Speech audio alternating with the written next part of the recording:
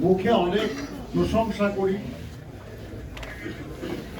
তাদের রেমিট্যান্স যোদ্ধা বলে মর্যাদা দেওয়ার চেষ্টা করি, কিন্তু তাদের কল্যাণে তেমন কিছু অন্য কেউ করে না। দেশনেত্রী বেগম খালেদা জিয়া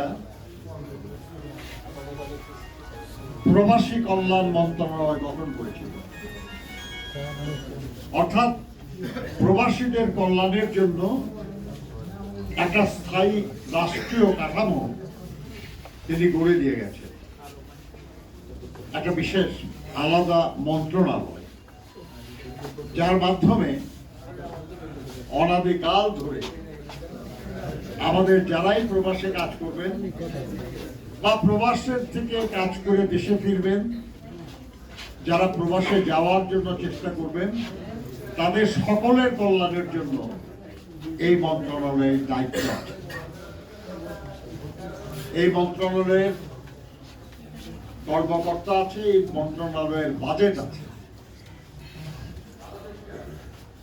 এই যে প্রবাসী যারা মানুষ, তাদের কল্যাণের জন্য একটা স্থায়ী কাঠামো দাঁড় করানো, একটা স্থায়ী ব্যবস্থা প্রতিষ্ঠা করা, তাদের কল্যাণের জন্য দেশনেত্রী বেগম খালেদা জিয়া বা বিএনপি সরকারের আন্তরিকতার প্রমাণ।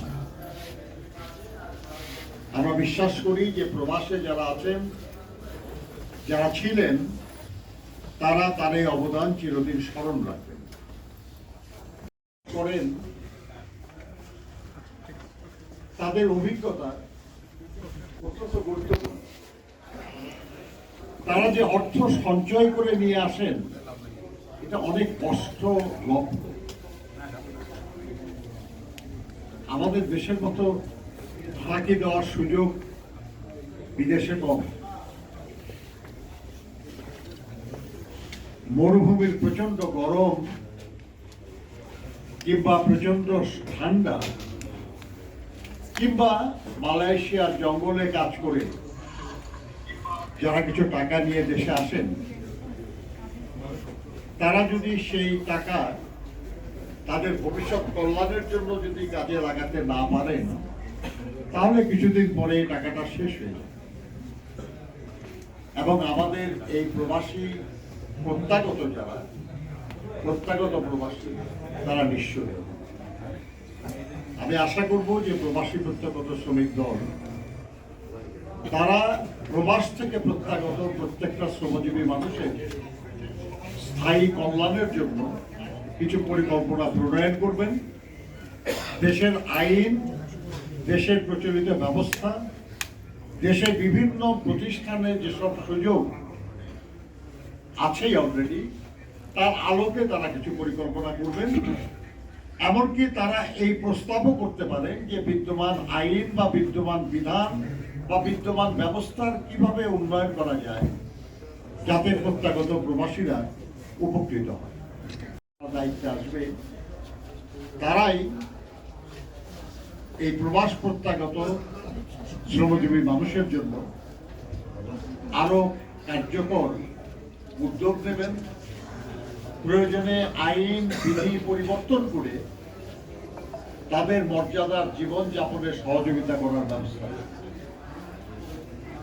যারা বাইরে কাজ করে এসেছেন, তাদের যে অভিজ্ঞতা, তাদের যে সীমিত সম্পদ, এই দিয়ে তারা যেন দেশের কল্যাণে, দেশের উন্নয়নে অবদান রাখতে পারেন, এই সুযোগ তাদেরকে যাতে দেওয়া হয়, সেটার জন্য আপনারা এখন থেকেই কিছু পরিকল্পনা নিন, কিছু প্রস্তাবনা তৈরি করুন, যাতে করে যারাই দায়িত্বে আসবে তাদেরকে আপনারা বলতে পারেন যে আমরা চাই যে প্রবাস প্রত্যাগত শ্রমজীবী মানুষের জন্য রাষ্ট্র এই কাজ করুক। এইসব যদি না করতে পারেন, তাহলে এই ধরনের সংগঠন বানার কোনো দরকার নেই। সবাই প্রবাসীদের জন্য কথা বলে, আপনারাও আর 10 জনের মতো শুধু কথাই বলবেন, তাহলে সংগঠনের কোনো প্রয়োজন নেই। আমি অনুরোধ করব যে এখন থেকে 1 বছর, 2 বছর, 3 বছর পরে মানুষ বলবে যে এই একটা সংগঠন, যে সংগঠন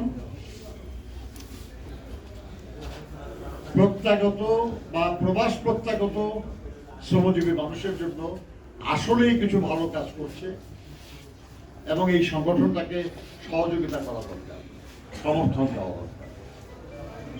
আমি আপনাদের এই উদ্যোগের সাফল্য কামনা করি। আমরা আশা করি যে আপনাদের সমস্ত উদ্যোগই হবে প্রবাস থেকে যারা ফিরে আসবেন তাদের নিরাপত্তা, তাদের কল্যাণ